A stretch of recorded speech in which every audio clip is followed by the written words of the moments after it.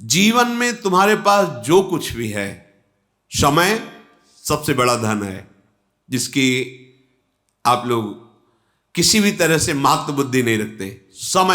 समय से बढ़कर कोई वस्तु नहीं। कई बार सत्संग में कहा है, मानो आपकी अवस्था 60-70 वर्ष की हो गई, जीवन भर धन कमाया, खूब सब वैभव है, अब आखिरी समय आ गया, श्वास अंतिम चल रही है, अब आप कह दो कि पूरे जीवन की कमाई दे दूंगा, एक श्वास और ले लेने दो। नहीं, देखो तुम्हारा समय कितना कीमती है। पूरे जीवन से कमाए हुए धन से एक श्वास भी ऐसे नहीं ले सकते, वहीं रुक जाएगी। नहीं कीमत है, ये वैभव नहीं है। कितना कीमती समय है। सबसे बड़ा धन मनुष्य शरीर में जो समय है, उसकी महत्ता, उसकी महिमा समझना है। अब ये समय हमारा कहां खर्चा हो रहा है, इसको देख रहा है। अगर आप भगवत स्मरण रहित हैं, भगवत भाव रहित हैं, तो जो भी कर रहे हैं वो सब कर्म है, और वो कर्म बांधने वाला है, और उसे तुम्हें भोगना पड़ेगा, शुभ हो या अशुभ हो। और यदि आप भगवान नाम जप कर रहे हैं और वही कर्म है जो शास्त्र सम्मत है और भगवत समर्पित है, तो वही कर्म भगवत प्राप्ति का हेतु हो जाएगा। कुछ नया कर्म नहीं करना। यत करोषि, भगवान आदेश कर रहे हैं। जो समय मिला है उस समय में तुम जो भी कर्तव्य कर्म कर रहे हो उसे प्रभु को अर्पित कर दो, प्रभु का स्मरण करते हुए भगवत भाव से, तो वो कर्म योग हो गया, और वही कर्म योग आपको भगवत प्राप्ति करा देगा। अलग से कोई अनुष्ठान के लिए नहीं कहे। यत करोषि, जो कर रहे हो, ये तो सर्वाणि कर्माणि मयि सन्न्यस्य मत पराहा, मेरा आश्रय लेकर, मेरे परायण होकर सारे कर्म मेरे को समर्पित कर दो, भगवत प्राप्त हो जाओगे। बहुत सुंदर बात, ये समझ में सबके नहीं आती। भगवान कह रहे ये तो सर्वाणि कर्माणि मयि सन्न्यस्य मत पराहा अनन्येनैव योगेन माम ध्यायन्ति उपास तेषामहं समुद्धरता मृत्यु संसार सागरात, उसे मैं इस भयावह संसार समुद्र से स्वयं पार कर देता हूं। तो जीवन का सबसे बड़ा धन समय, उसको हम जहां खर्चा कर रहे हैं, सार्थकता उसकी तभी होगी जब नाम स्मरण, भगवत आश्रय लेकर भगवत भाव से करेंगे, प्रभु को समर्पित करने के लिए करेंगे। समय सार्थक हो जाएगा, सत्य हो जाएगा। देखो, ये छलांग लगाता रहता है, जैसे बानर है ना, एक डाल से दूसरी डाल, ऐसे आप चुपचाप देखो इसकी चिंतन वृत्ति, कभी संसारिक वृत्ति, कभी द्वेष की वृत्ति, कभी राग की वृत्ति, वो अपने आप ऐसे छलांग लगाता घूमता है। अब आपको इसकी छलांग रोकनी है।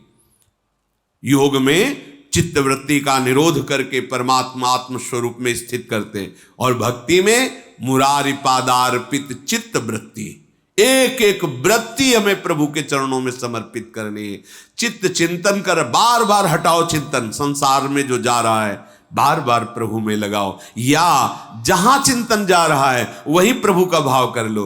जब सृष्टि नहीं थी तब प्रभु थे, जब सृष्टि नहीं रहेगी तो प्रभु रहेंगे, तो बीच में जो कुछ बना हुआ है सब प्रभु हैं। जहां पदार्थ, वस्तु, व्यक्ति, स्थान का चिंतन होने लगे, उसमें इसके हृदय में भी श्री कृष्ण है, ये श्री कृष्ण ही बने हुए, भजन हो गया, अनन्य भजन हो गया। चित्त का काम है चिंतन करना, और सदैव तुम्हारा चिंतन प्रभु से जुड़ा रहे। आसक्ति, जिसे हम लौकिक भाव में प्रेम कहते हैं, वो प्रेम नहीं होता। जो शरीर को लेकर, स्वसुख भोग वासना को लेकर होता है, उसे प्रेम नहीं कहते, उसे आसक्ति कहते हैं, काम कहते हैं, राग कहते हैं, मोह कहते हैं। और वही जब सच्चिदानंद प्रभु की तरफ मुड़ता है तो उसे अनुराग कहते हैं, प्रेम कहते हैं। हम लोग जो प्रेम का भाव समझे हैं, वो स्वार्थ से युक्त होकर प्रेम के बाना पहन करके काम ही नाटक कर रहा है। हम किसी से भी लगाव करते हैं तो अपनी कामना की पूर्ति के लिए करते हैं, उसको सुख देने के लिए नहीं करते। देख लीजिए, अगर उसको सुख देने के लिए है तो अधर्म आचरण हो ही नहीं सकता, क्योंकि अधर्म आचरण से ना उसको सुख मिलेगा ना आपको सुख मिलेगा। धर्म ही है जो सुख पहुंचाता है। यह स्वसुख वांछा ही हमें आसक्ति में फंसा देती है। अब ये नशा नहीं छूट रहा क्योंकि हमें उससे सुख का भाव बन गया। इस शरीर का आसक्ति नहीं छूट रही क्योंकि हमने समझ लिया है कि इसमें सुख है। ये अमुक अमुक अमुक जहां भी जगत में आपकी आसक्ति है वो सुख भोगने की लालसा से हुई है और वहां सुख है नहीं, सुख है श्री भगवान में। तो क्या करें? अपनी आसक्ति को धीरे से छुड़ावें। जल्दी से क्यों नहीं? क्योंकि फिर आप ऊब जाएंगे। ये आसक्ति का भाव यही है कि ये तो आसक्ति है, कहीं भी आ सकती, किसी से भी आ सकती है, लेकिन जा नहीं सकती है। आसक्ति है और आसक्ति चलने की गति न रहने दे, उसको कहते हैं।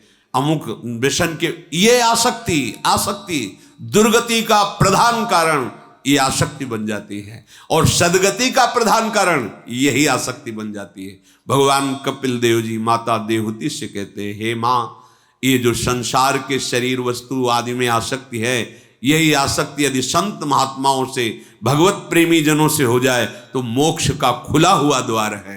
अर्थात यही आसक्ति उसको मोक्ष पदवी पे पहुंचा देती है और यही आसक्ति उसकी दुर्गति कर देती है। राग द्वेष अर्थात जो अच्छा लगा उससे राग हो जाता है, जो बुरा लगा उससे द्वेष हो जाता है। जो हमारे अनुकूल हुआ वस्तु व्यक्ति स्थान उससे राग हो जाता है, जो प्रतिकूल हुआ उससे द्वेष हो जाता है। यही राग द्वेष हमें बांधे हुए है। राग द्वेष दोनों खोइए तब खोजी पद निर्वाण। कोई गुरु कृपा पात्र ही अंदर की वृत्ति को पहचान पाता है कि इस समय रागात्मक चिंतन चल रहा है या द्वेषात्मक चिंतन चल रहा है या भगवत चिंतन चल रहा है, ये देखना है। सदैव हमारी वृत्तियां ये दो तार में घूमती रहती। जैसे बिजली आती है ना, तो एक गर्म एक ठंडा, ठंडा अनुकूल राग, गर्म प्रतिकूल जलाने वाला। इन्हीं दोनों में हमारी जीवनी शक्ति विचर रही है। देख लो, कोई रागात्मक चिंतन, कोई द्वेषात्मक चिंतन। अगर राग द्वेष का कनेक्शन कट जाए तो अभी आप आनंद में डूब जाएंगे, क्योंकि आपका स्वरूप ही है सुख राशि, चेतन अमल सहज सुख राशि। आपको कोई निर्मल करने की जरूरत नहीं है, आप कभी मलिन हुए ही नहीं। चेतन अमल, अमल कोई मल आपको छू नहीं सकता। आप चैतन्य घन हैं। मल जड़ शरीर के द्वारा किए हुए कर्म है, वासनाओं के द्वारा भोगे हुए अधर्मयुक्त विषय है। आपका स्वरूप कभी मलिन नहीं हुआ, ये आपको अनुभव में आ जाएगा। तो कैसे हुआ? अमल सहज सुख राशि, सहज सुख, बिना किसी साधना बिना किसी क्रिया के जो सुख का स्फुरण होता है उसे सहज सुख कहते हैं। जो सहज सुख है वही श्री जी बरसाती, इसलिए उन्हीं का नाम बरसाने वाली। बरसंत में वो सहजाद्भुत सौख्य धाराम श्री राधिका चरण रेणु महामिश्मरामी। इसलिए आंतरिक चिंतन को राग द्वेष से बचाइए, राग द्वेष के कनेक्शन को काटिए। कैसे काट सकते हैं? उनमें प्रभु विराजमान है, इस भावना से, ना किसी से नफरत द्वेष और ना किसी से आसक्ति राग। परिस्थिति में सम रहना, चाहे जितनी भी, ऐसा होता है बड़े बड़ों के जीवन में आता है। कभी बहुत आनंद के अवसर आते हैं, कभी बड़े दुख के अवसर आते हैं, कभी बड़ी विपत्तियां आती तो कभी संपत्तियों का अंबार लग जाता है। उपासक को संपत्ति अनुकूलता आने पर, सम्मान मिलने पर हर्ष नहीं होना चाहिए, और विपत्ति सब लुट जाने पर शोक नहीं होना चाहिए। ऐसा कैसे हो सकता है? ऐसा इसलिए हो सकता है कि उसने महान धन को प्राप्त कर लिया, वो श्री भगवान का नाम, राधा राधा राधा। ये संपत्ति आई, श्री जी का दुलार है, राधा राधा, सब छिन गया। तो क्या परेशानी, श्री जी है ना, अनंत ब्रह्मांडों के स्वामी, जिनके अधीन वो हमारी श्री जी हैं। ये क्या संपत्ति, वो एक सेकंड में ऐसी व्यवस्था कर देंगी जो हम सोच नहीं सकते। क्या विषाद होगा, क्या शोक होगा? अपने हृदय में प्रत्येक परिस्थिति में समान भाव रखना, ना तो बहुत गर्वीली वृत्ति आ जाना कि बहुत अब धन आ रहा है, लोग बहुत वो सब तुम्हारे पतन का कारण हो जाए। अब तो कोई पूछता नहीं, सब जा रहा है, अब क्या होगा, अब बहुत मंगल होगा क्योंकि मेरे प्रभु मेरे साथ हैं। परिस्थिति में जो हर्ष और विषाद को प्राप्त होना है, ये हमारी कमजोरी है, अज्ञान है, मूढ़ता है। इतना सब होने पर भी तुम्हारे जीवन में विनम्रता होनी चाहिए, अहंकार रहित जीवन होना चाहिए, नम्र जीवन, शीलवान। आपका व्यवहार होना चाहिए हंस बोले बहु मान दे, तरुषम सहनशीलता होए, परम उदार कहे सब कोई, सोच न मन कबहू करे। कोई भी कैसा तुम्हारे साथ व्यवहार करे, आपकी मुस्कुराहट में फर्क नहीं पड़ना। राधे राधे, राधा राधा। हमारा स्वभाव जितना विनम्र, जितना दैन्य, जितना प्रेममय होगा, उतनी ही हमारी साधना सफल हुई है। जीवन का सदा विनम्र में रहना, संयम पूर्ण रहना, सदाचार पूर्ण रहना, ये साधना का फल है। जीवन में साधना हुई है, इसका परिचय है विनम्रता, दैन्यता, प्रेम। सबसे सब जीवन सो प्रीति, पर रीति निबाहता अपनी। रीति क्या है? आपसे कुछ नहीं चाहिए, सबसे प्रेम का बर्ताव है। आप सुखी रहें, आप आनंदित रहें। अगर वो नाटक है, प्रेम दिखाकर कुछ लेना, बात अलग हो गई। लेकिन स्वाभाविक प्रेम, कुछ चाह नहीं। हमारे हृदय में एक ही चाह है कि सबके हृदय में जो विचरण करने वाले प्रभु हैं वो हम पे प्रसन्न हो जाएं, हमारी इस चेष्टा से रीझ जाएं। इस भाव से हम सबको अपने प्रभु भाव में लाके सबकी सेवा, सबको वाणी के द्वारा, शरीर के द्वारा, मन के द्वारा सुख पहुंचाने का भाव, विनम्रता, संयम, सदाचार, ये परम शांत हृदय हो जाएगा। सर्वत्र राधा माधव का नित्य नूतन लीला विलास अनुभव करना अपने आप आ जाएगा। इसके लिए फिर चिंता नहीं करनी। आगे जो शुरू होगा वो तुम्हारे बस की बात नहीं, वो उनकी तरफ से होगा ये सब उन्हीं की कृपा से। पर आप इतना करें तो 11वें में फिर लिखा है, नित्य निरंतर राधा माधव की लीला का साक्षात्कार हो जाएगा। इन्हीन नयनन सब सुख देखें, वो देख रहा है अपनी प्रिया, जगत नहीं दिखाई दे रहा, प्रिया प्रीतम की, राधा माधव की दिव्य लीला। इसलिए प्रभु का आश्रय लेकर निरंतर हम हर कर्म, हर क्षण प्रभु को समर्पित करते रहे। जीवन का तुम्हें एक लक्ष्य चुनना होगा कि मुझे भगवत प्राप्ति इस जन्म में करनी है। तुम्हें महासुखी, देखो 10-20 ग्राम सोना, किलो 2 किलो सोना, 10-50 किलो सोना एक तरफ रखा हो और पारसमणि एक तरफ रखी हो, तो मूढ़ आदमी क्या करेगा? वो सोचेगा इतनी बड़ी पारसमणि इसको ले क्या करेंगे, 50 किलो सोना ले लेते हैं। लेकिन वो ये नहीं जानता कि अगर पहाड़ का पहाड़ लोहा हो और ये छुआ दो तो सोना बन जाएगा। और जो चतुर है वो क्या करेगा? मणि लेगा। नहीं, सोना नहीं चाहिए। क्यों? हम जितना चाहेंगे उतना सोना बना लेंगे। हमें पारसमणि मिल गई, हमें प्रभु कृष्ण मिल गए, हमें भगवान मिल गए। ये जिसने सृष्टि बनाई, एक पलक झपकते, अब मुझे क्या। पर हमारी मूढ़ता नहीं जाती। हम सृष्टि के कुछ भोगों के पीछे अपने महामंगल विधान करने वाले भगवान को भूल जाते हैं। भगवान का लक्ष्य ही नहीं बनाते कि मुझे प्रभु चाहिए। एक तरफ संसार के भोग और एक तरफ प्रभु। पहला नंबर, आपको ये निश्चय करना होगा कि मुझे प्रभु चाहिए। ये सब अपने आप मिल जाएगा। प्रभु के प्राप्ति के मार्ग में चलने पर ही ये मिलने लगता है। प्रभु मिल गए तब तो इसका महत्व ही नहीं रह जाएगा, क्योंकि असलियत पता चल जाएगी कि ये जादू का तमाशा है, माया है, ये सत्य विषय नहीं है। आखिरी में बड़े बड़ों को पश्चाताप हुआ है। महान बलशाली विश्व विजेता सिकंदर जिधर जाता जय प्राप्त करके आता, ढेर सारे रत्न आभूषण सब विजय। महात्मा एक देखा सिकंदर आ रहा, नाचने लगे। नजदीक आया, क्यों नाच रहे हो? देखा कि आप जैसा बलशाली ऐश्वर्यवान आ रहा है, मेरी बात बन जाएगी। क्या चाहिए तुझे? चाहिए नहीं, हमारे कपड़े फट जाते हैं, पुराने हैं, तो एक सुई है, इसे तुम ले लो, और जब हमारा शरीर छूटे और आपका छूटे तो वहां हमें जरूरत पड़े सुई की तो आप सुई ले आना। बोले कैसी बात करते हो मूढ़ता की, महात्मा होकर तुम्हें इतना ज्ञान नहीं कि शरीर छूटने के बाद सुई भी नहीं जाती। अच्छा, तो तुम्हें ये ज्ञान है? अगर ये ज्ञान है तो फिर क्यों हिंसा करते हो, क्यों लोगों को मार रहे हो, क्यों लूटपाट कर रहे हो? राज्य को आप विध्वंस कर रहे हैं अपने बल विक्रम से। मरने के बाद जब सुई भी नहीं जाती तो तू क्या ले जाएगा? ओहो, भूल हो गई। अपने निजी जनों को कहा जब मेरा शरीर छूटे ऐसे हाथ कर देना कि सिकंदर खाली हाथ गया, कुछ भी हाथ में नहीं ले जा पाया।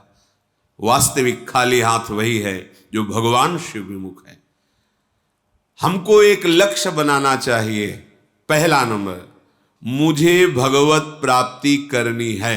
पहले ऐसे सोचो, बस ये बात यहां तुम्हें नहीं सोचनी है हम तो गृहस्थ हैं, हमारा तो ये कर्तव्य है, हम तो ऐसे भोग भोगते हैं, हम तो नीच हैं, पापी, हम कहां भगवत प्राप्ति। ये तो बड़े पवित्र जितेंद्रीय महात्माओं का विषय नहीं। आपसे प्रार्थना करते हैं, पारसमणि ये नहीं देखती कि ये लोहा पंडित जी के घर का है या लोहा किसी के गला काटने वाला है। जहां छूती उसको सोना बना देती है।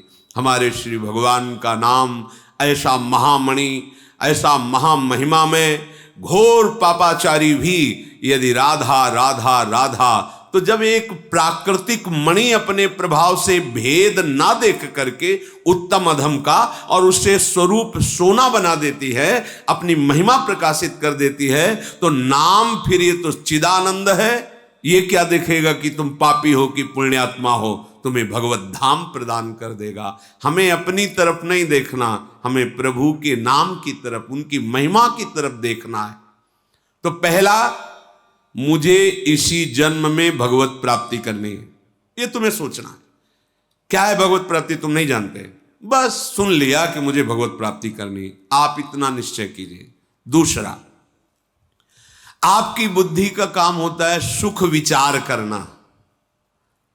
इस भोग में सुख है, इस भोग में सुख है। जब तक वो निश्चय नहीं करेगी मन कोई कार्य नहीं कर सकता। ध्यान रखना, बुद्धि का निश्चय ही मन को संकल्पित, और संकल्प ही इंद्रियों का क्रियाओं में भोगों में उतरना होता है। दूसरा नंबर, बुद्धि जब आपके किसी भोग का सुख में विचार करने लगे उसी समय काटो। अगर इनमें सुख होता तो सब सुखी हो जाते। सुख तो श्री भगवान में है, क्योंकि पहला लक्ष्य बनाया भगवत प्राप्ति। तो जहां बुद्धि तुम्हें अधर्म के भोगों की तरफ सुख दिखावे कि अगर ये भोग मिल जाए तो मुझे सुख मिलेगा, तत्काल उस समय सत्संग की ये बात लाओ। अगर ये सुख होता तो अभी अनंत जन्मों तक हम ही भोगते रहे, सुखी हो जाते। लेकिन नहीं, सुख तो श्री भगवान के चरणों में है। चाहे जो कुछ करके देख लो। बड़े बड़े महापुरुषों का अनुभव, कागभूषुंड जी श्री गरुण जी महाराज से कहते, कोई ऐसी योनि नहीं जिसमें मैं जन्मा ना हो, कोई ऐसा कर्म नहीं जो मैंने किया ना हो, कोई ऐसा भोग नहीं जो भोगा ना हो, कोई ऐसा पद नहीं जिस पर मैं बैठा ना हो, लेकिन आज जो मैं राम भजन करके सुखी हो रहा हूं, अब तक ऐसा कभी कहीं सुख नहीं मिला। सुखी न भयों आज की नहीं, सकल कर्म करी थके गुसाई। एक विशेष परमानंद, एक विशेष प्रसन्नता केवल भगवत प्राप्ति करने के निश्चय में आने लगती है। जहां निश्चय हुआ, पूर्व के जितने पाप है थर्रा उठते हैं कि अब भस्म हो जाऊंगा। निश्चय तो बुद्धि का काम है, निश्चय करना। ये तुम्हें धोखा देगी, ये भोग भोग लेते हैं, ये अमुक अमुक। उसी समय तुम्हें सत्संग के वाक्यों से उसे काटना है। शास्त्र असत चिंतन को काटने के लिए शस्त्र है। नहीं, हमने सत्संग में सुना है, शास्त्रों में पढ़ा है। महाराज ययाति अपने पुत्र की 1000 वर्ष की आयु को भोगा, पुत्र की भी, पर कोई सुख का अनुभव नहीं हुआ। तो उन्होंने निर्णय किया कि अजितेंद्रीय पुरुष को यदि विश्व के सब जौ धान सुख भोग शरीर मिल जाए तो भी उसे तृप्ति नहीं हो सकती। इन वाक्यों से हम अपनी बुद्धि की असत भोग निश्चयात्मक भाव को काट दें। नहीं नहीं, सुख तो प्रभु में है, भले अभी नहीं मिला लेकिन है प्रभु में, संतों से सुना है, शास्त्रों में, और प्रमाण है कि सब भोग ही भोग रहे पर सब अशांत हैं, क्लेशित हैं, दुखी हैं, विषाद युक्त हैं। जो विषाद रहित है वो तो भगवान का भजन करने वाला, जो सच्चाई से भजन में चलता है उसका हृदय प्रफुल्लित रहता है।